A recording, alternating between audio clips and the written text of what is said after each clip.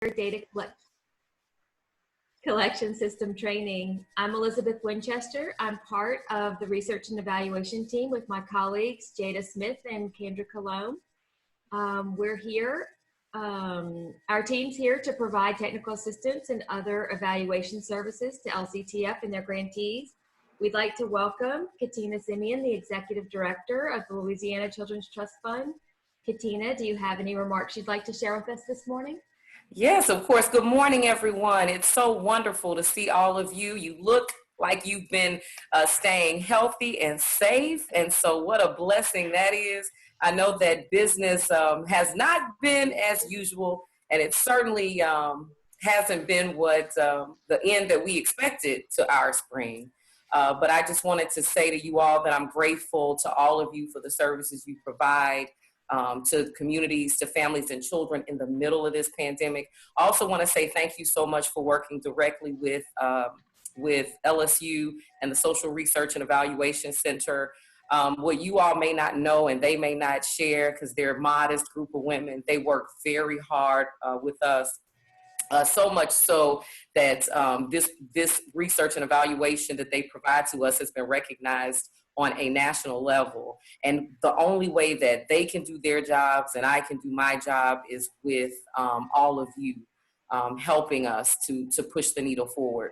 So although I know that the data is going to, the reporting, it may look a little bit different, I want to say that we appreciate you and we recognize that during this pandemic, things have been a little hectic to say the least. And so I am sure that some allowances will be made for that, but I appreciate all the work that you've done in the meantime. So again, I say to you, good morning and welcome. And again, thank you for all the services you provide. And thank you. Thank you so much, Katina.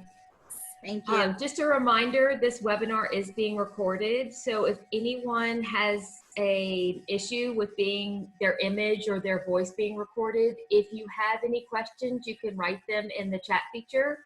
And at the end of the demonstration, we'll read your questions. Again, welcome to everyone, and we'll get started. Here's what you can expect today. First, I will give you a brief overview of the end-of-year data collection system, provide you with the dates and deadlines, the data entry requirements, and finally demonstrate the reporting system. I will also provide some helpful resources and important contact information in case you have any questions or concerns while completing your survey. The LCTF data reporting system is web-based and designed to collect information regarding grant activities performed during your contract, which is collected at mid-year and end-of-year. The end-of-year data reporting system collects data on grant activities from July 1st through June 30th. All LCTF grant recipients must complete the end-of-year data report. The information requested in this survey is imperative for LCTF's own data reporting to funders and the Louisiana State Legislature. The contact person for each grant will receive reminders during the reporting period to complete data entry. Links to the end-of-year data collection system will be sent to the grantee contacts, and the system will be available from Monday, June 1st through Friday, June 26th. If your agency has any problems entering the data by these deadlines, we will make every effort to work with you. Please contact us. The requirements for this year have been reduced quite a bit because of the interruption to grant implementation caused by COVID-19 and the governor's stay-at-home order. Data collection is still mandatory for each grantee. The data requested in the survey is what is required by LCTF's funders and required for data reporting. Some data elements will be transferred or carried over from the mid-year reports. For example, protective factors, regions served, parishes served will be automatically transferred from your mid-year reports. If anything has changed since your mid-year report, please contact us. Information that will be requested in the survey includes agency and contact person information, name of program or conference, number of participants by each funding category, demographics, numbers served in traditionally underserved populations, amount of LCTF grant award, amount of award expended by June 30th, 2020, supplemental funding, in-kind support, and volunteer support. Was your grant impacted by COVID-19? Evidence-based interventions used, program and conference or event activities, evaluation methodology and outcomes, barriers and challenges experienced before and after COVID-19 and the stay-at-home order, and promotion of child abuse and neglect prevention events. Now that you know about the data collection requirements, let's take a look at the end-of-year data system. When you click on the link to the reporting system, it will bring you to a welcome and introduction to the survey and ask you, do you affirm that you have authority from your agency or program to complete this report? You must be authorized by your agency to complete this report. If you're not authorized, you should not continue the survey. Next, you'll be asked for your agency information. Next, please provide contact information. The contact person should be a person who has or can answer questions about the grant and information provided in the survey. Please give us the name of your program or event. Please note if your agency has more than one grant, you must submit a separate report for each one. Next, you'll be asked to select whether your grant is for a program or a conference, professional development, or event. If your grant is a program, you will be asked if you're providing services directly to children, parents, or families. This is typically programs in funding categories 1, 2, and 3. Select yes, no, or if you're not sure, please explain. For example, if you're in funding categories 4 or 5, but serve children and families, please describe.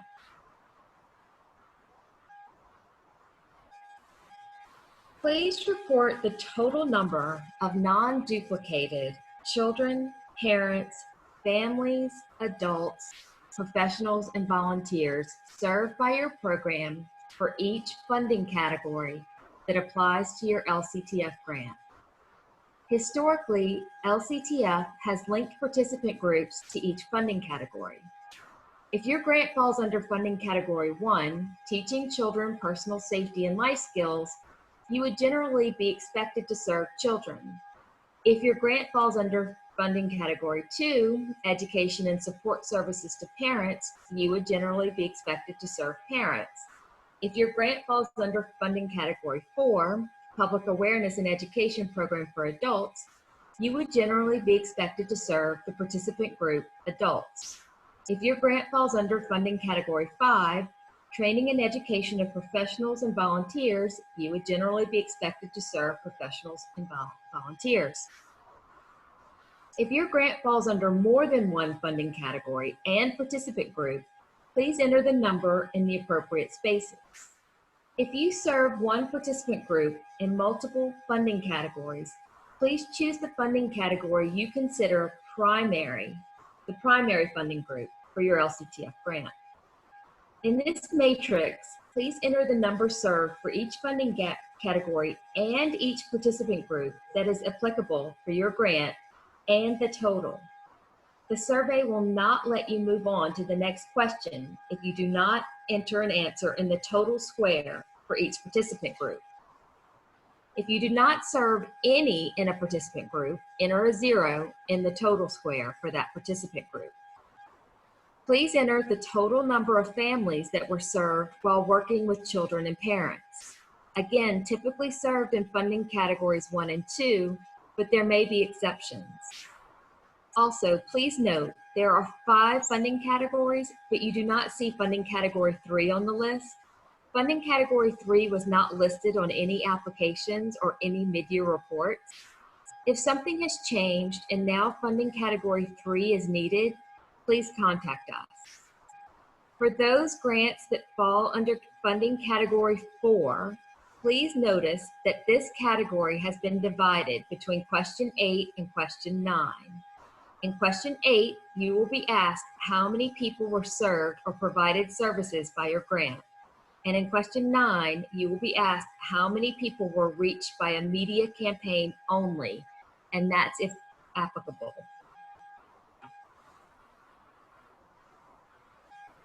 This slide illustrates what will happen if you do not properly complete the matrix of participants by funding category. In this scenario, a grant has served children in funding category 1 and also families, adults in funding category 4, and professional volunteers in funding category 5. As you can see, each total square is not filled in, and the total number of families has an error, as does adults.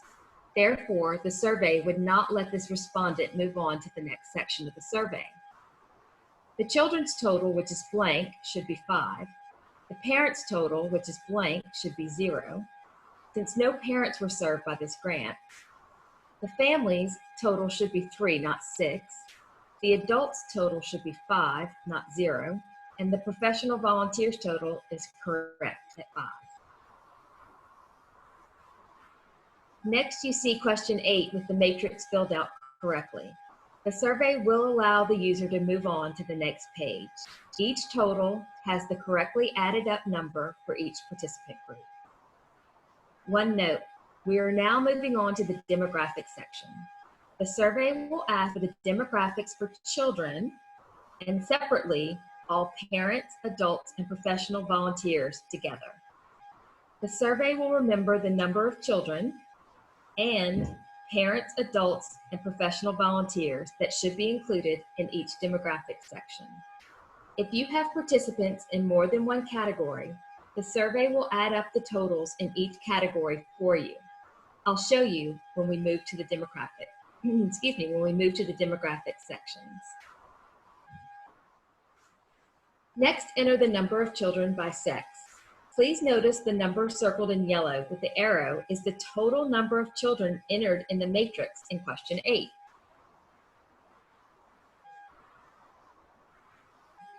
The survey will not let you move forward if your number does not match the circled number and the number of children in each of the categories does not add up to this number. In this example, it was entered 5 females plus 5 males plus 5 unknown children, which actually equals 15 children, yet there was only 5 in the total.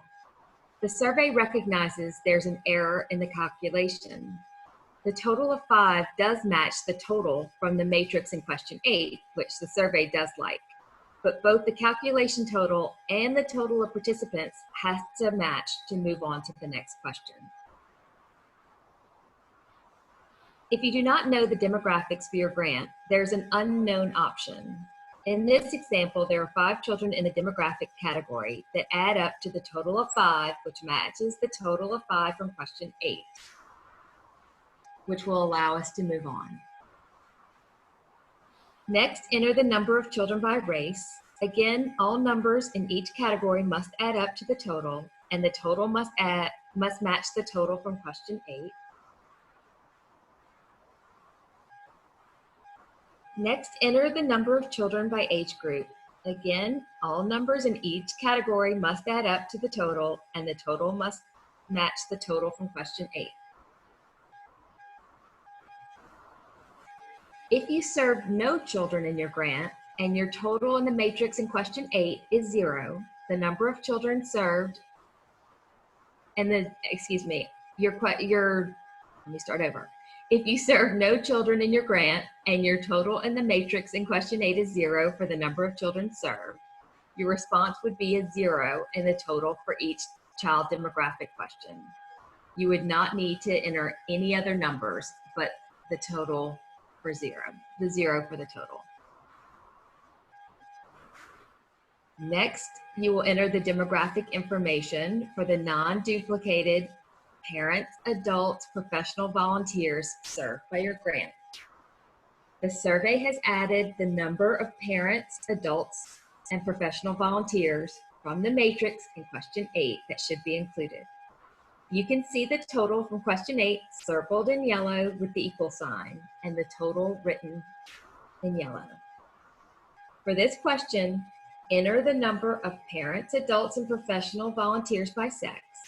Again, the survey will not let you move forward if your total does not match the circled number and the number in each demographic category does not add up to this number.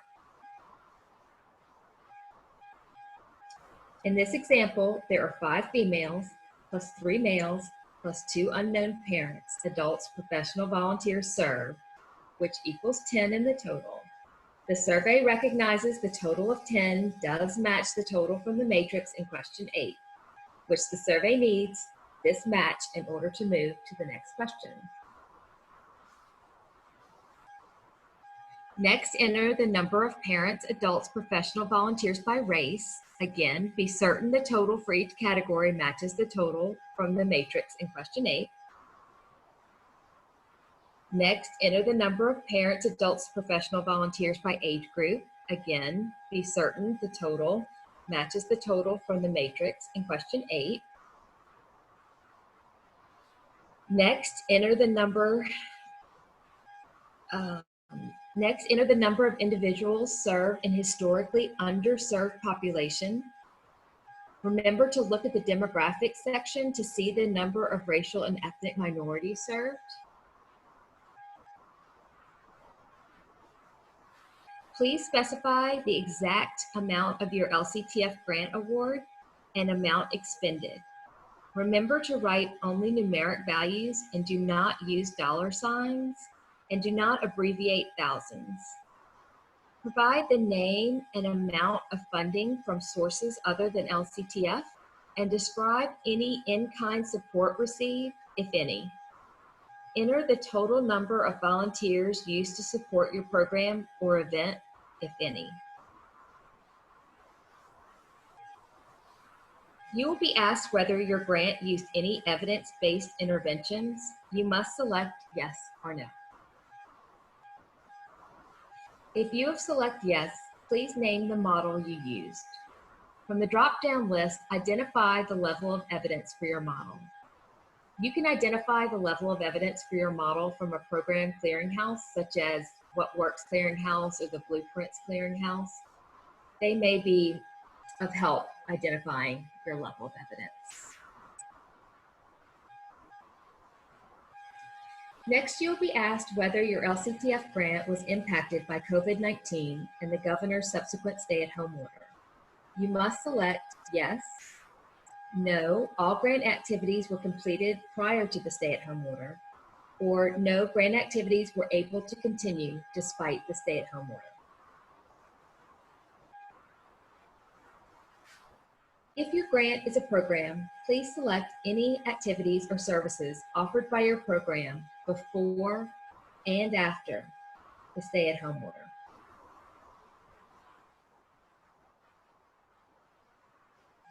Select options that describe how activities and services were delivered by your program after COVID-19 and the governor's stay-at-home order. Select all that apply.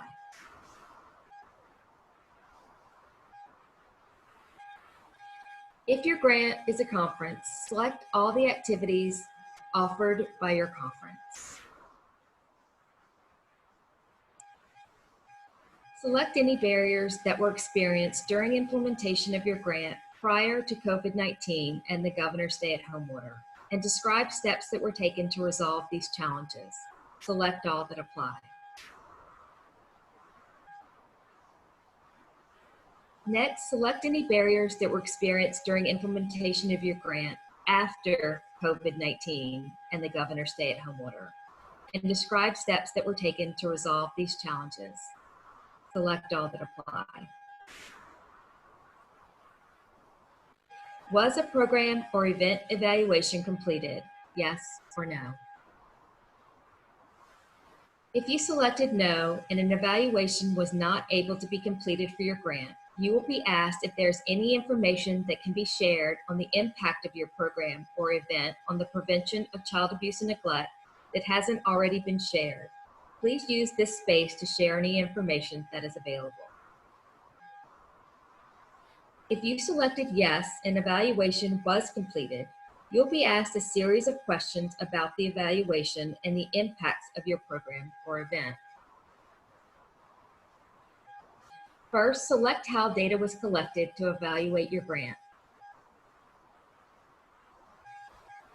Next, select what method of data collection was used. Next, what outcome was achieved by your LCTF grant? And again, is there any additional information on the impact of your program or event on the prevention of child abuse and neglect that hasn't already been shared? Please use the space to share this information. Select any activities you participated in to promote child abuse and neglect prevention.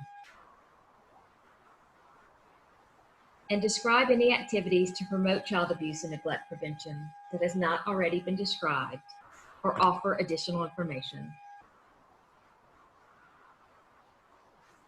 Please use this additional space to share any information about your grant that you would like SHREC to know.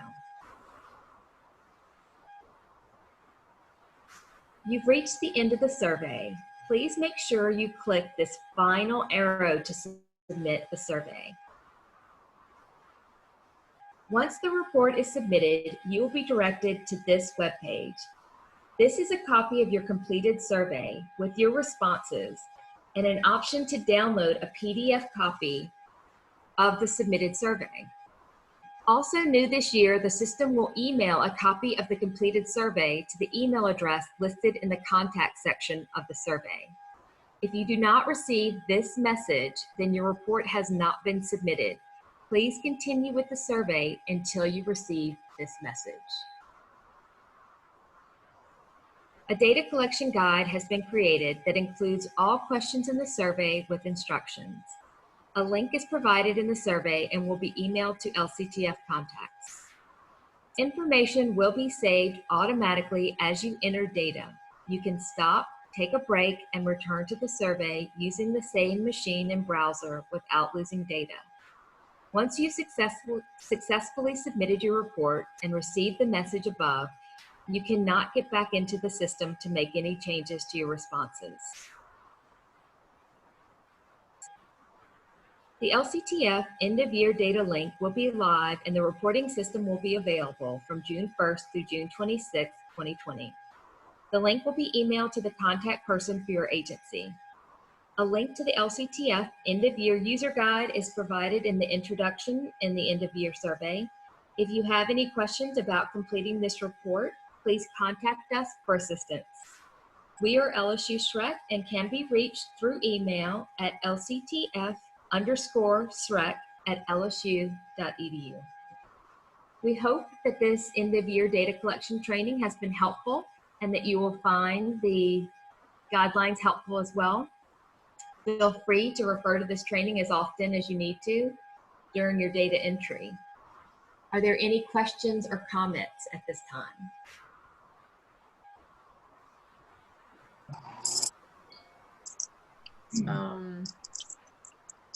Yeah.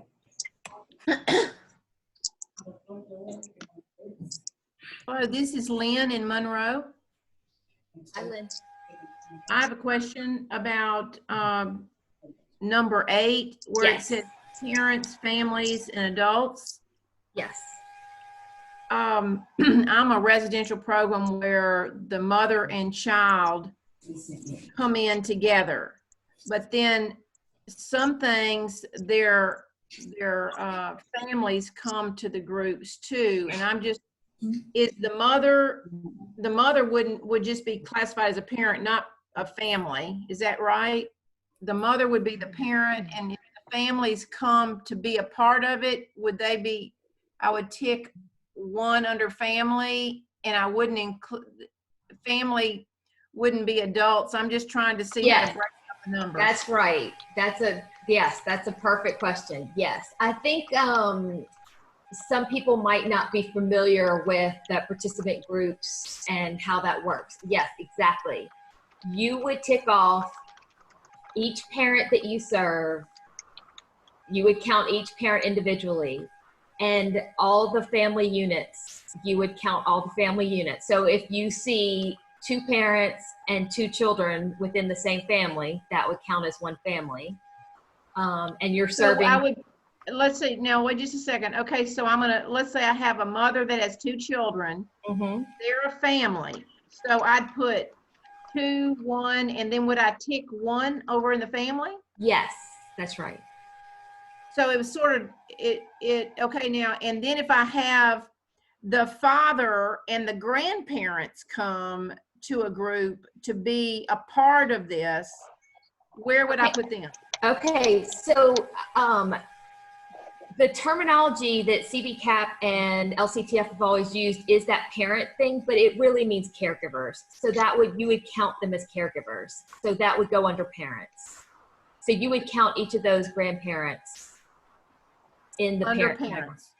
So it could be 2 children, 4 parents, and all of them would be counted as one family? That's right. That's right. Wow. Okay. Okay. If they're all in the same family, yes. Right. Okay. Okay. Thank you so much. No, thank you. That's exactly why I wanted to do this live, so we could ask questions like this.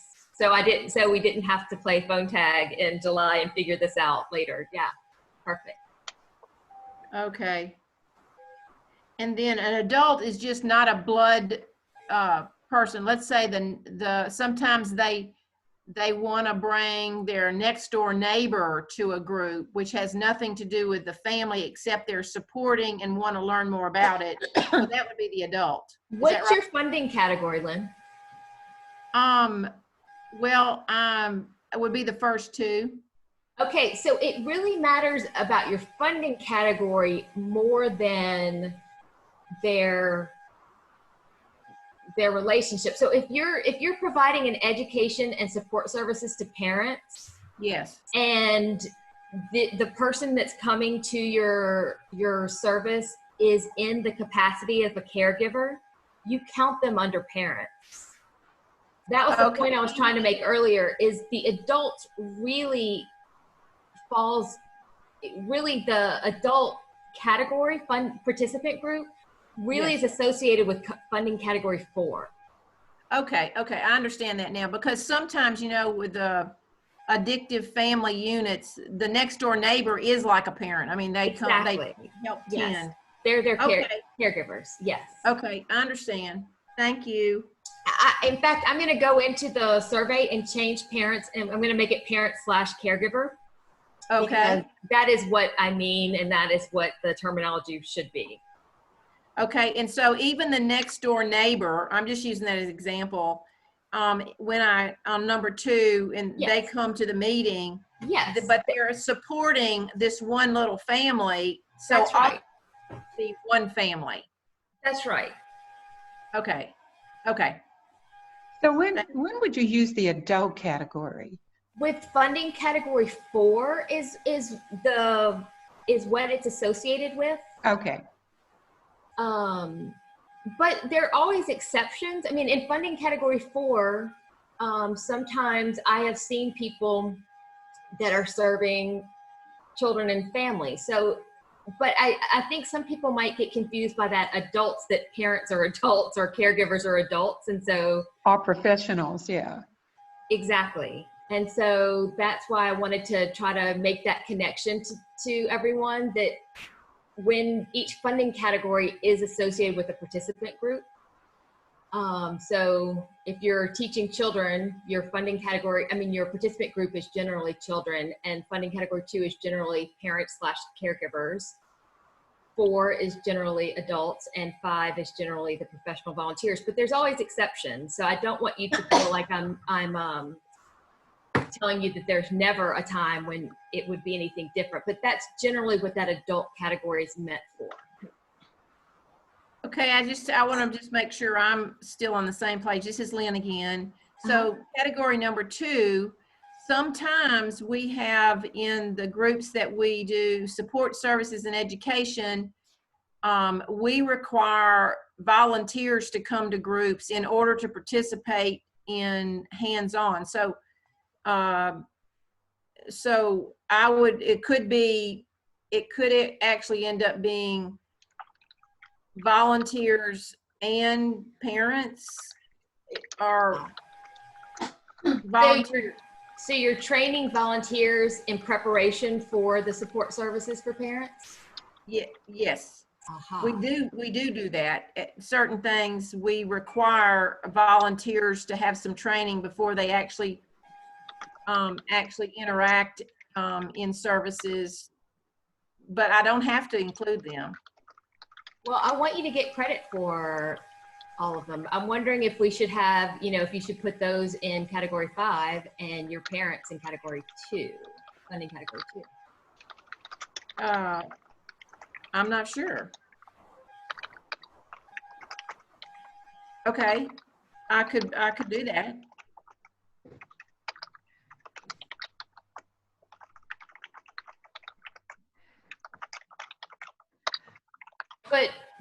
But if you only have a funding category 2 for this one, you can put it in professional volunteers and your parents under parents caregivers. Okay, I'll have to go back. I'm thinking that I'm just 1 and 2. I'm thinking, but I'll go back and double check. That's fine, because it's a component of your program. I understand what you mean.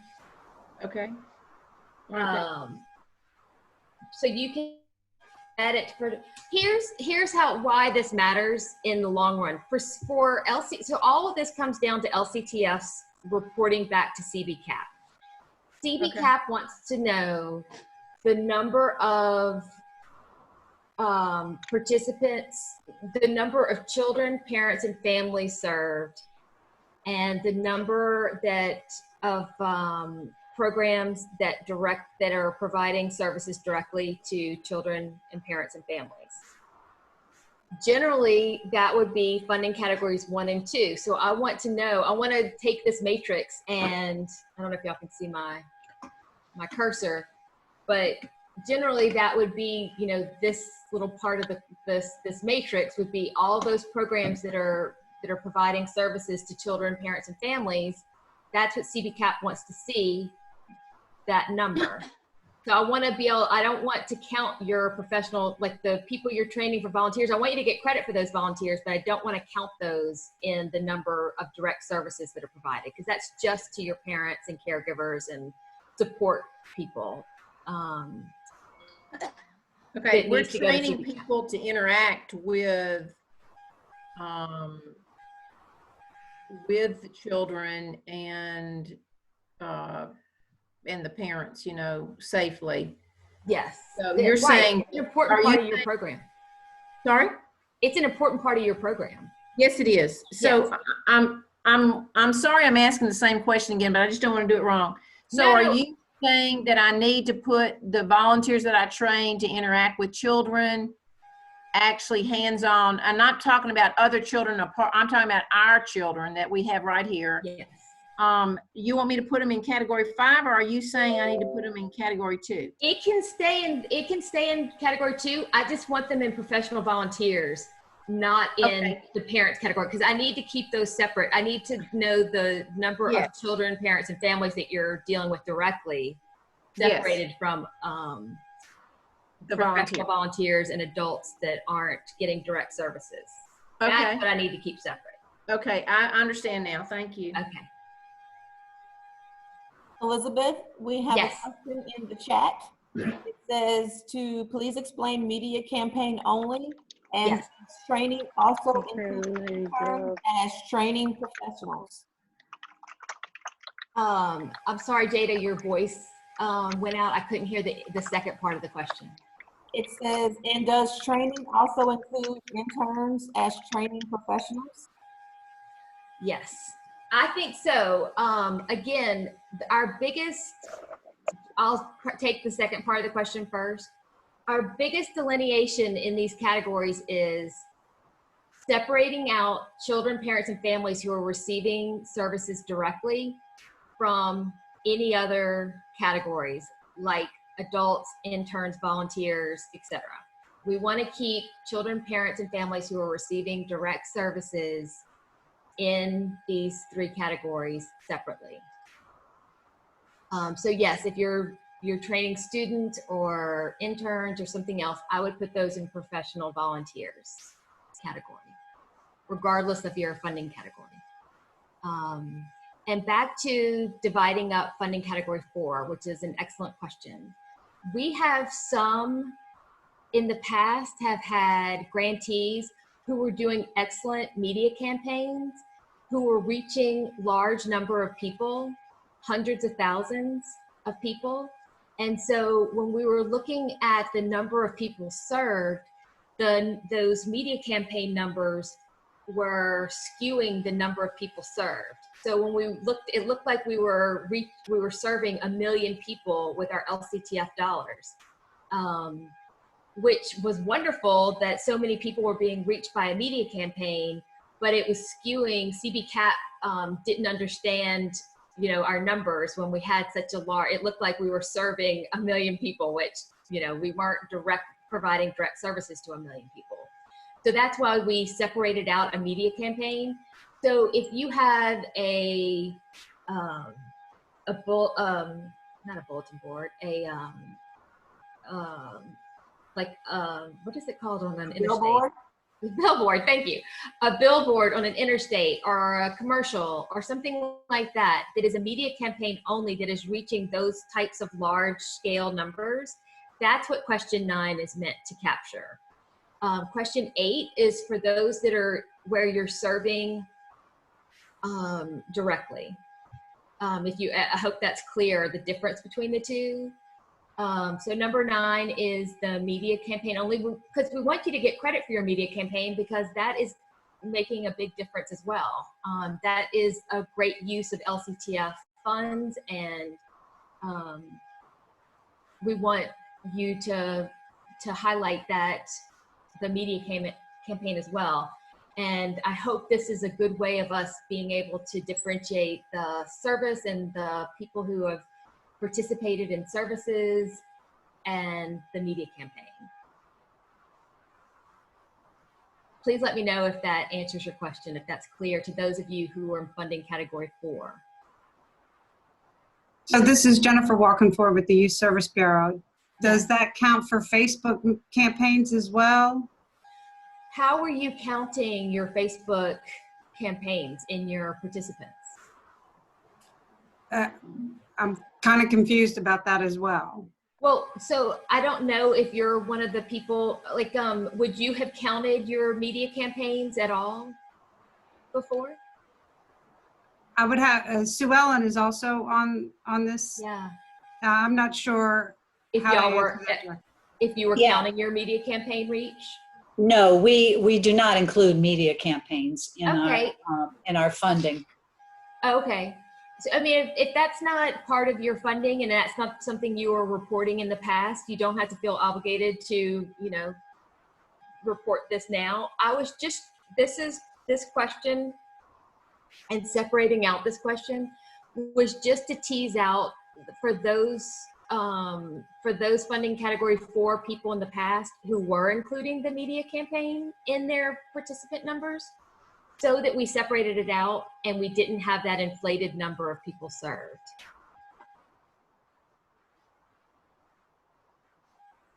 We have another question in the chat from Miss Lynn Daniel. She says that they have a commercial running, and so she wants to know, do they state the estimated numbers for that? If they're being funded for that through funding category 4, that is part of their LCTF funding, and they can enter that in question number 9, yes.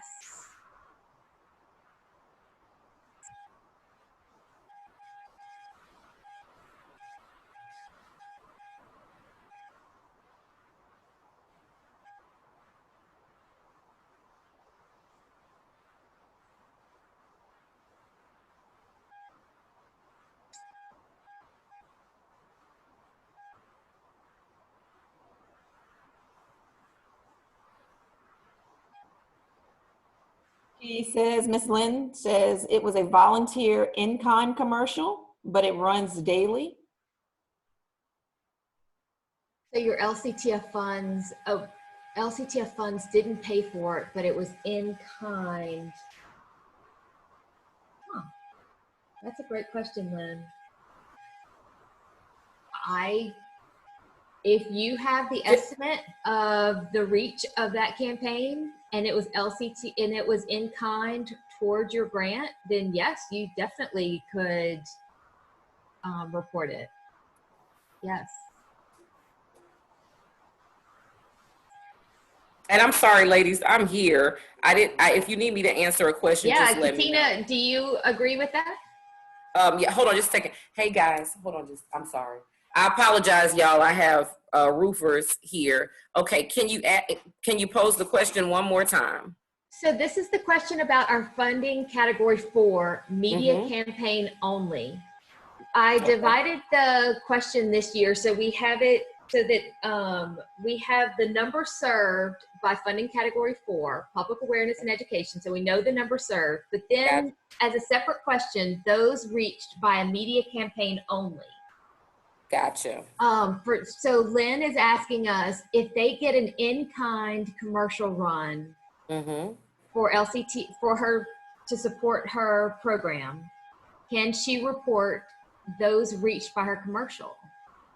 So if she gets an in-kind donation relative to the commercial and it's an LCTF funded event, meaning connected to how they're receiving their LCTF funding, then I would say yes, but it has to be, a distinction has to be made in the evaluation report, because remember, Liz, we ran into that problem when we were reporting the radio campaigns, when, folks were, saying they reached 1.2 million people, but that was actually the reach of the radio. Media campaign only. Yeah, so it would have to be separately listed. That's what we did this year, Katina. We separated it. So this is just the reach of the media campaign only, this question. Gotcha. So yes, they can report that for sure. Yeah, I think so, Lynn. That's if you have those numbers available as well.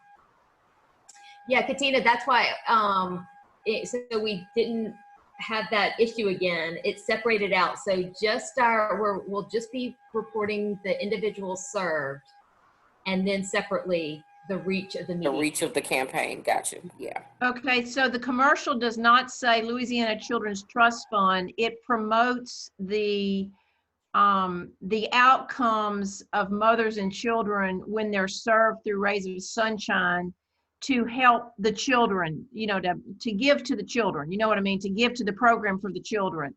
So it's a general reach to promote awareness and assistance across the board for mothers and children. So it doesn't sound like it.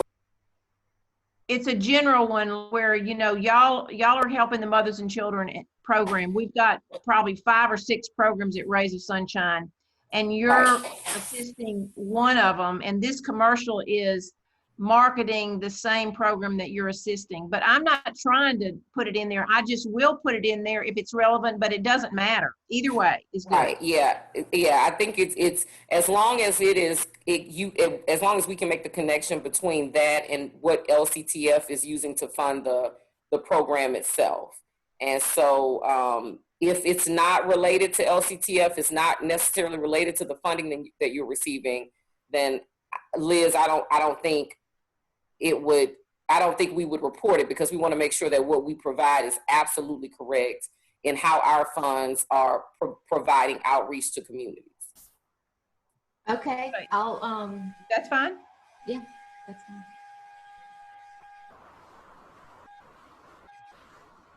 Any other questions?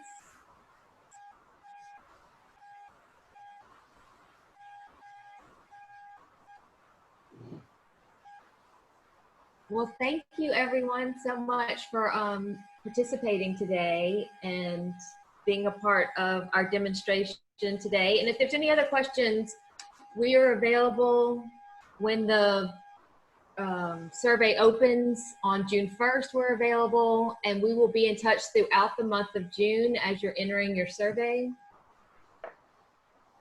And if there's no other questions, well, this will be the end of this webinar. Thank you, everybody. Thank you.